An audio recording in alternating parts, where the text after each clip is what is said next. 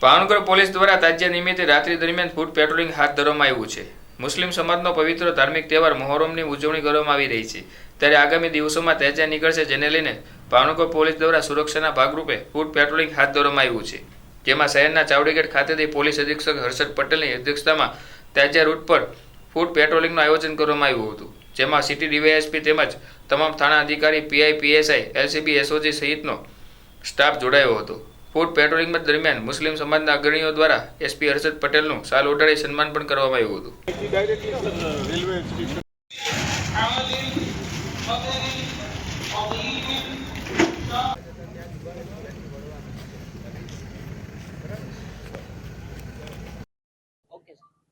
તારીખ 5 અને 6 જુલાઈ 2025ના રોજ ભાવનગર શહેર અને જિલ્લામાં મહોરમ અને તાજિયાનો તહેવાર ખૂબ હર્ષોલ્લાસથી ઉજવવામાં આવનાર છે।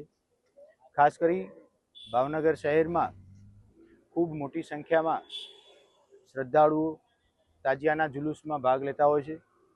આજરોજ સિટી ડિવિઝનના ડીવાયએસપી શ્રી તથા શહેરના તમામ પોલીસ સ્ટેશનના થાણા અધિકારી, પોલીસ કર્મચારીઓ, એલસીબી, એસઓજીના પોલીસ અધિકારી કર્મચારીઓ સાથે તાજિયા કમિટીના હોદ્દેદારો, કસ્બાઈ અંજુમનના હોદ્દેદારો સાથે રાખી સમગ્ર રૂટનું નિરીક્ષણ કરવામાં આવ્યું।